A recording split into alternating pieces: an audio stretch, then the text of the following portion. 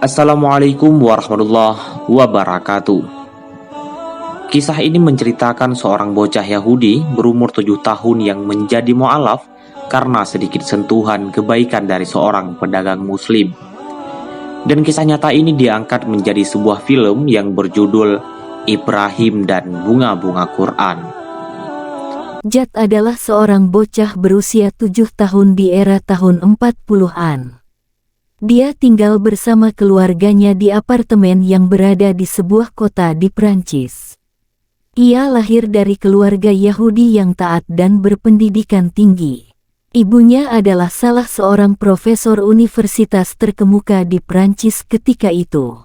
Di salah satu sudut lantai dasar apartemen tersebut, ada sebuah toko kecil serba ada, yang menjadi tempat bagi warga sekitarnya untuk memenuhi kebutuhan sehari-hari, termasuk keluarga Jad. Toko itu milik seorang berkebangsaan Turki bernama Ibrahim, usia 67 tahun. Dia adalah seorang yang sangat sederhana dan bukan dari kalangan berpendidikan tinggi. Jad kecil hampir setiap hari berbelanja di toko ini. Bila berbelanja, selalu, tanpa sepengetahuan Ibrahim, diam-diam dia mengambil sebuah permen coklat. Sampai suatu hari ia lupa mengambil permen coklat tersebut. Ketika dia melangkah meninggalkan toko, Ibrahim memanggilnya dan berkata, "Jad, kamu lupa sesuatu, nak." Jad kecil memeriksa belanjaannya, tetapi dia tidak menemukan sesuatu apapun yang terlupakan.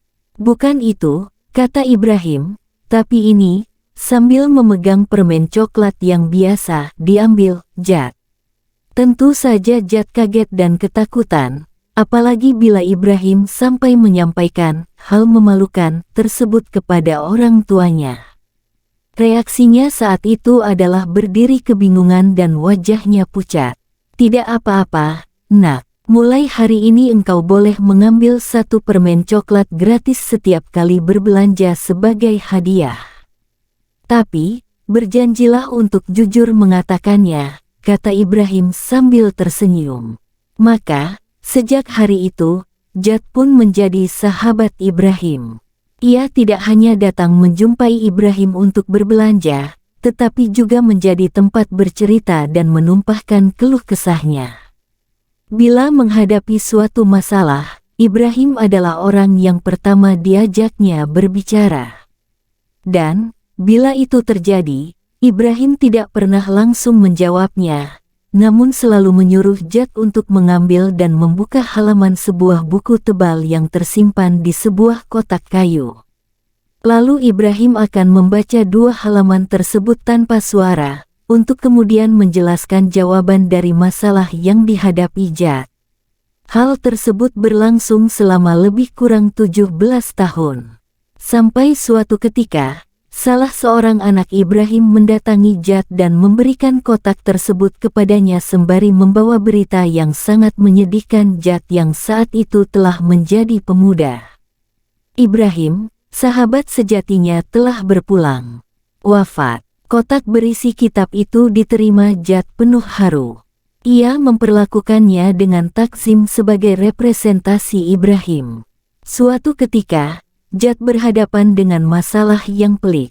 Ia mengambil kotak pemberian Ibrahim tersebut dan membuka kitab yang ada di dalamnya, sebagaimana yang sering dilakukan Ibrahim saat memberi jawaban atas masalahnya. Ternyata kitab itu bertuliskan huruf Arab. Ia pun memohon bantuan temannya yang berkebangsaan Tunisia untuk menjelaskan makna dari 2 halaman yang dipilihnya secara acak itu. Temannya ini kemudian membacakan makna tulisan itu. Sungguh, apa yang disampaikan temannya tersebut bagai jawaban khusus bagi masalah yang sedang Jad hadapi. Jad pun kemudian bertanya kepada temannya tersebut, "Ini kitab apa?" Temannya menjawab, "Ini adalah Al-Quran, kitab suci umat Islam." Kaget dan takjub mendengar hal tersebut, Jad langsung bertanya bagaimana syarat untuk menjadi seorang muslim. Dijawab oleh temannya yang berkebangsaan Tunisia itu, "Mudah. Ucapkan syahadat dan berusaha menjalankan syariah. Hari itu pun Jad masuk Islam dan mengubah namanya menjadi Jadullah Al-Qurani.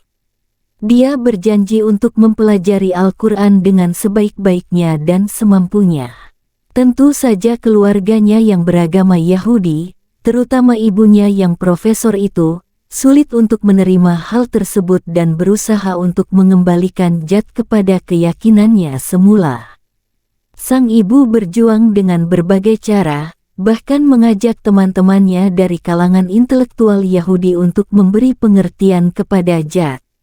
Ini berlangsung selama 30 tahun, tetapi tidak berhasil sama sekali. Pengaruh Ibrahim yang bersahaja ternyata mengalahkan semua orang-orang pintar di sekitar Jad. Jadullah pernah berkata, "Aku menjadi muslim di tangan seorang lelaki yang justru tidak pernah berbicara tentang agama. Tak pernah berkata, 'Kamu Yahudi, kamu kafir, belajarlah agama, jadilah muslim.' Tapi, ia menyentuhku dengan akhlak, sebaik-baiknya perilaku, memperkenalkan kepadaku sebaik-baiknya kitab, yaitu Al-Quran." Jadullah pun mempelajari Al-Quran serta memahami isinya, lalu ia berdakwah di Eropa hingga berhasil mengislamkan 6.000 Yahudi dan Nasrani. Suatu hari, Jadullah membuka lembaran-lembaran Al-Quran hadiah dari Ibrahim tersebut. Tiba-tiba ia mendapati sebuah lembaran bergambarkan peta dunia.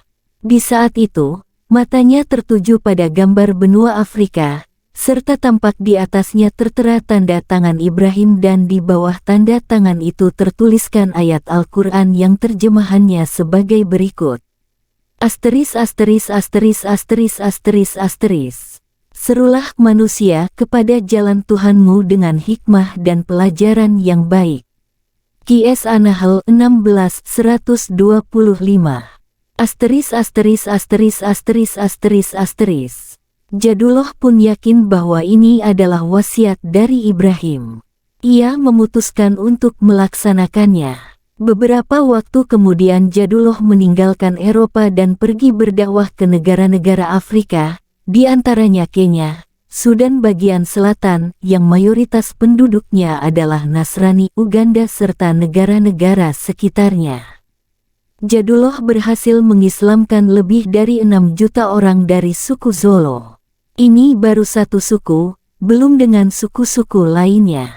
Jadullah Al-Qurani meninggal di tahun 2003, dalam perjalanan hidupnya sebagai seorang Muslim, dan selama 30 tahun lebih ia telah mengislamkan lebih dari 6 juta orang di Afrika. Sementara ibunya masuk Islam tahun 2005, di usia 78 tahun, 2 tahun setelah meninggalnya sang anak, Jadullah Al-Qurani.